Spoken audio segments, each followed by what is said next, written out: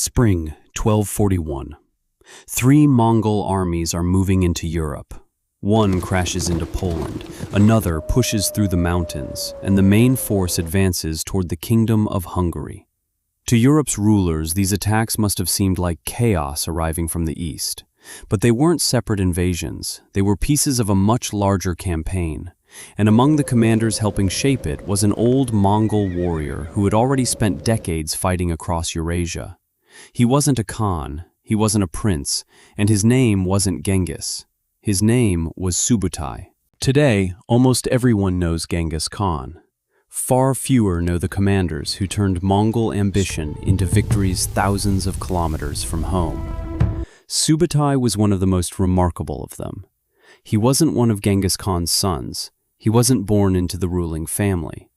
But he entered the world surrounding the young Temüjin, the man who would become Genghis Khan, and rose through an empire where loyalty, ability, and political connections could bring extraordinary responsibility. His older brother Gelmi was already one of Temüjin's trusted companions. Subutai followed him into service while still young, and over time something became clear. The young warrior could be trusted, first with men, then with armies, and eventually with campaigns stretching across continents. But to understand why Subutai became so valuable, you first have to understand the military machine he learned to command. The Mongols weren't terrifying simply because they rode horses and fired bows. Their real advantage was organization. Scouts could operate far ahead of the main army. Messengers carried information between formations. Commanders could divide their forces, travel by different routes, and then concentrate against an enemy at the moment that mattered. Their warriors could cover enormous distances while carrying much of what they needed with them. And perhaps most dangerously, Mongol commanders understood how to make an enemy see what they wanted him to see. A retreat might actually be a trap. A small force might hide a larger army. An attack in one direction could distract from another somewhere else entirely. Subutai didn't create this system. Genghis Khan and the commanders around him had forged it through years of warfare. But Subutai became exceptionally good at using it. And soon, Genghis Khan gave him an opportunity to prove just how far it could reach. In the early 1220s, the Mongols were destroying the Khwarezmian Empire across Central Asia. But Genghis Khan's enemies were fleeing west. So two commanders were sent after them. One was Jebe, the other was Subutai. What followed became one of the most extraordinary long-range campaigns of the Mongol conquests. They moved through Persia, then toward the Caucasus. They crossed unfamiliar territory and encountered peoples who may have known little about the empire suddenly appearing on their doorstep. And still they continued, across the mountains, onto the steppe north of the Black Sea, farther and farther from Mongolia. What had begun as pursuit had become something much stranger. The Mongols were learning about the lands to their west, their roads, their armies, their rivalries, and eventually, those rivalries produced a new enemy. The Cumans of the western steppe had reason to fear the Mongols. They sought help from the Rus princes. For rulers who frequently competed with one another, the danger arriving from the east was suddenly serious enough to justify cooperation. A coalition formed. From their perspective, the opportunity may have seemed promising. The Mongol force had traveled an extraordinary distance. Its commanders were operating far from the heart of their empire, and now a substantial coalition was moving against them. But the Mongols understood something their opponents were about to learn painfully. Sometimes, the easiest army to destroy is the one convinced you're running away from it. The Mongols withdrew. The coalition followed. Day after day, the pursuit continued across the steppe. But pursuit has a cost. Armies stretch out. Units lose contact. Men and horses tire. Command becomes harder.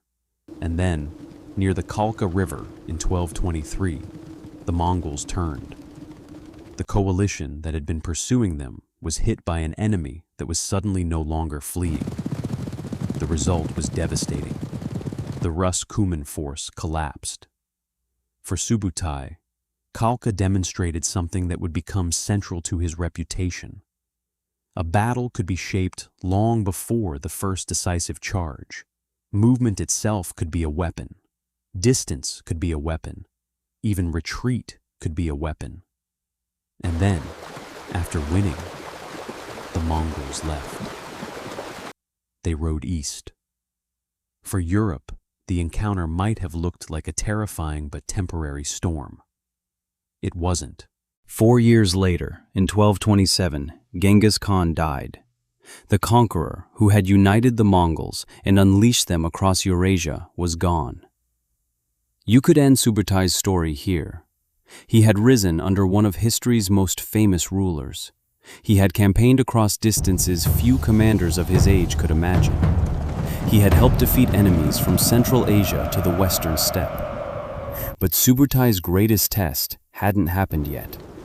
Because almost 2 decades after Kalka, the Mongols would return west.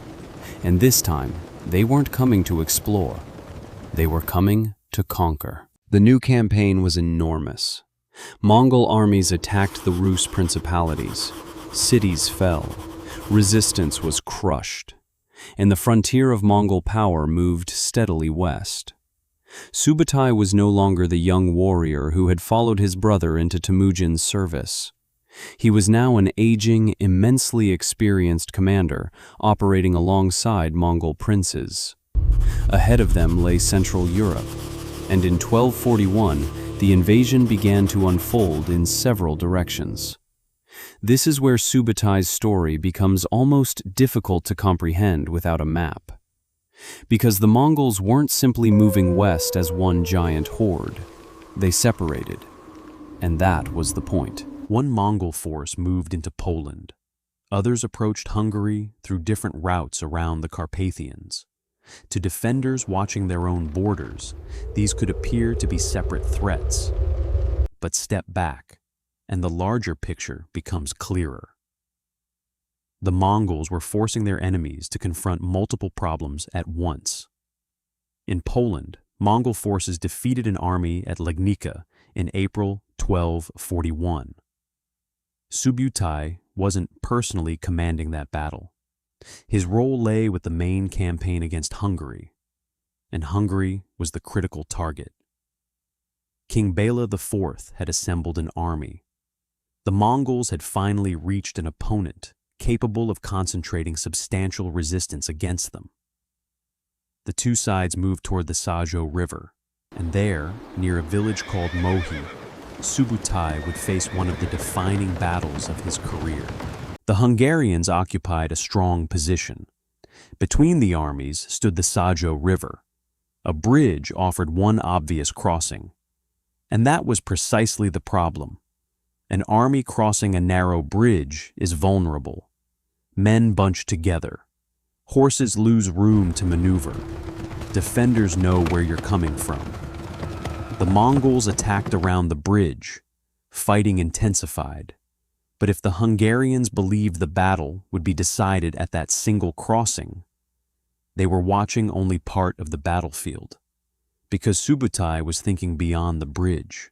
While pressure continued around the main crossing, Mongol forces sought another way across the river. Subutai's element maneuvered farther south. The goal was simple to describe and difficult to execute. Cross elsewhere. Then threaten the Hungarian position from another direction. The operation didn't unfold effortlessly. The fighting was hard. Timing mattered. But gradually the Mongol forces converged. The Hungarian army found itself under increasing pressure. The camp that had offered protection began to become a trap. Missiles fell into crowded positions. Confusion spread, and when escape became possible, men began pouring away from the battlefield. The retreat turned catastrophic. The Hungarian army was shattered. King Bela escaped. Much of his kingdom was now exposed. The Mongols had crossed Russia, invaded Central Europe, and destroyed one of the largest armies standing in their way. And suddenly, a frightening question appeared. What was left between them and the rest of Europe? Mongol forces continued operating in Hungary. The Danube formed another major barrier. Beyond Hungary lay the political patchwork of Central and Western Europe. Austria, Bohemia, the lands of the Holy Roman Empire. Could Subutai and the Mongols have gone farther? We don't know. Because before that question could be answered, news came from the east. Genghis Khan was dead. The great Khan had died in December 1241. His death changed the political world of the Mongol elite. Over the following months, the Western campaign came to an end, and Mongol forces withdrew from Hungary. Historians still debate exactly how much the succession crisis, strategic priorities, logistics, climate, and other pressures contributed to that decision. So the simple story that one death miraculously saved all of Europe is too neat. What we can say is this: Subutai's great European campaign was over. Subutai would never become as famous as Genghis Khan. Perhaps that shouldn't surprise us. Genghis was more than a commander. He united the Mongol tribes. He founded an empire. He created a political order that survived him and transformed Eurasia. Subutai's role was different.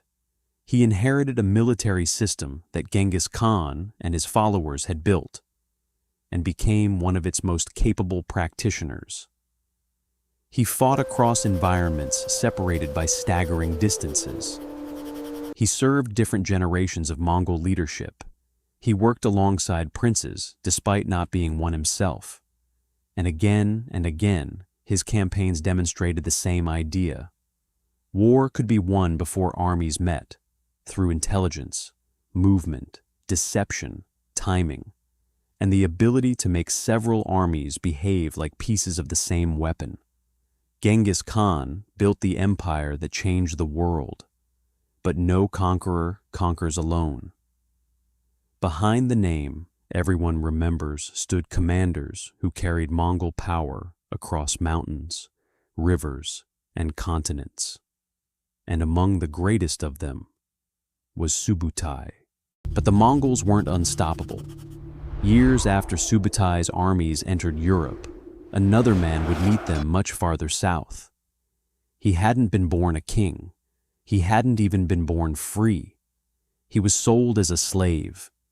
Then he became a warrior, then a commander, and eventually a sultan. His name was Baybars.